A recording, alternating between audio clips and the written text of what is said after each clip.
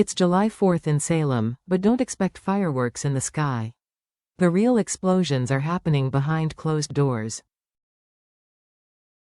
In a single day filled with secrets, confrontations, and risky alliances, the lives of our favorite days of our lives characters take dramatic and unpredictable turns. Let's break down the emotional storms, hidden agendas, and dangerous decisions that make July 4th one of the most pivotal days Salem has seen in years. The atmosphere inside the DeMera mansion is thick with tension.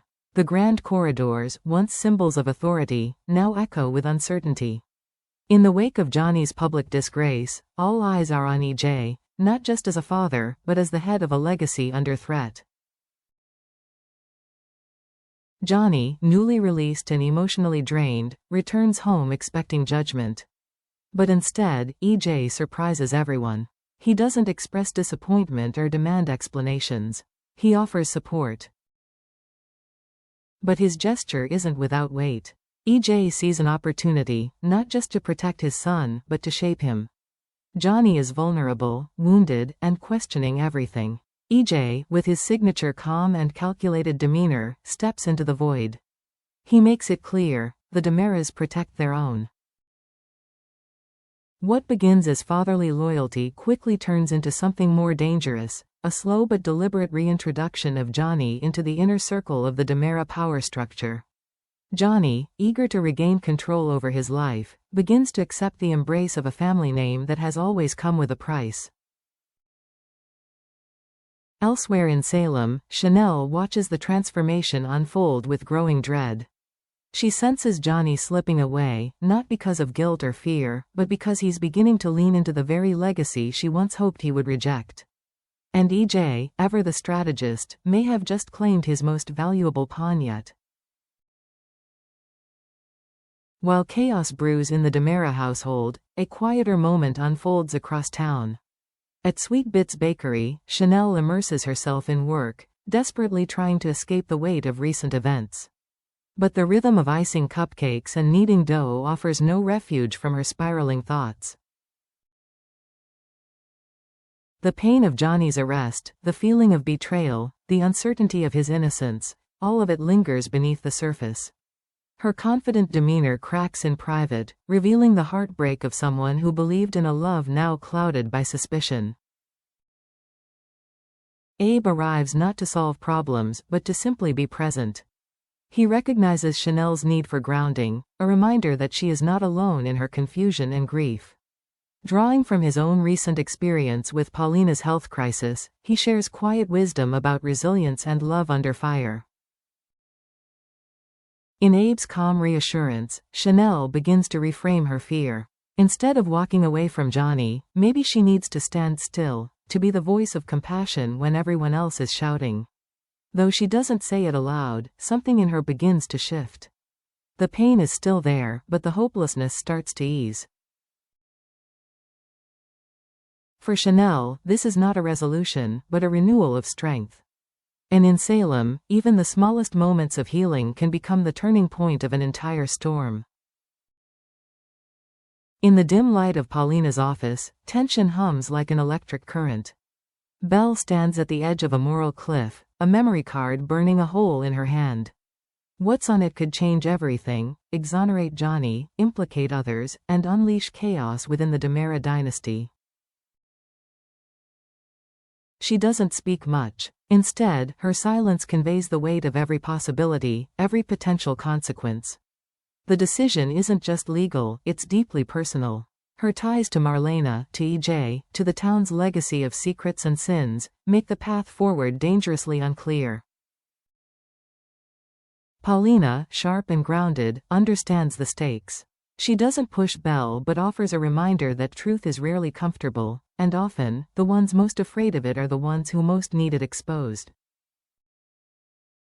Belle's conflict isn't rooted in fear of backlash. It's the burden of knowing that justice, while noble in theory, often comes at an unbearable cost. If she opens the footage and it reveals what she suspects, a conspiracy, a betrayal, there's no turning back.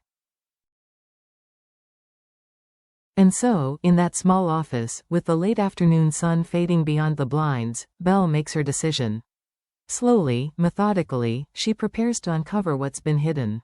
Because in Salem, secrets never stay buried. And the truth, once unleashed, has a way of burning everything in its path. In a quiet, emotionally charged corner of Salem, something extraordinary is unfolding. Inside Dr. Marlena Evans' office, a space that has witnessed countless confessions and collapses, Brady Black and Kristen DiMera are seated across from each other, a cavern of silence between them. The reason for this uneasy reunion isn't forgiveness or reconciliation. It's their daughter, Rachel. Following the emotional aftermath of Johnny's arrest and the toll it's taken on Rachel's well-being, both parents find themselves cornered by a shared helplessness. Brady, worn thin by years of conflict and custody battles, reluctantly agrees to joint counseling. Kristen, though defensive and prideful, understands what's at stake: her daughter's emotional stability. The session begins not with blame, but with walls. Marlena's steady voice tries to guide them through their bitterness. Old resentments resurface like old wounds torn open again, from deadly betrayals to parental mistakes that can't be undone. And yet, in the midst of all that venom, a single thread holds: Rachel. Her laughter, her tears, the questions she asks at bedtime, they echo through the session even without being spoken. Brady clenches his fists, fighting to stay calm. Kristen's eyes glisten, not with manipulation this time, but with the fragile recognition that maybe, just maybe, she's failed her daughter in ways she never meant to. By the end of the hour, no truce is declared. But a sliver of humanity has broken through. Maybe not peace, but the beginning of a ceasefire. At a stylish corner cafe, removed from Salem's usual drama, Alex Kyriakis and Stephanie Johnson sit in near silence.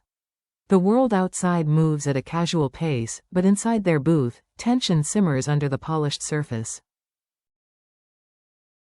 Stephanie's book, a raw, deeply personal novel she never intended for public eyes, has caught fire. What started as a private emotional outlet has become a public mystery. Salem is buzzing. And now, Kate Roberts is getting too close to the truth: that Stephanie is the anonymous author behind One Stormy Night. Stephanie's anxiety is growing. Every passing glance, every casual compliment from strangers feels like an interrogation. She never wanted recognition, only relief. But secrets in Salem are rarely safe. Alex, ever the fixer, proposes a strategy: a public rebranding. Call the book a fictional experiment. Deflect the truth, control the narrative. Stephanie nods, but unease lingers. She's not built for deception. Her instinct leans toward honesty, even when it hurts. Yet the stakes have shifted. A reveal now wouldn't just embarrass her. It could shatter relationships, including her fragile connection to Kayla and Steve. What neither of them anticipates is how quickly whispers can become wildfire in a town like Salem. And as Kate continues to probe, Stephanie may discover that lies, even clever ones, have a way of dragging everything into the light. The 4th of July is usually a day of celebration, of freedom, of fireworks, of family. But in Salem, this year's holiday burns hotter than the summer sun. Inside the DiMera mansion, EJ reaffirms his loyalty to Johnny. But loyalty in the DiMera world is rarely pure. Is EJ defending his son, or grooming him to take his place in the family's dark legacy? Across town, Chanel stands at a crossroads. Love used to be simple. But now, with Johnny's soul teetering on the edge of ambition and darkness, Chanel must decide whether to hold on or walk away before she's pulled down with him. Meanwhile, Belle unlocks a door that could unleash chaos.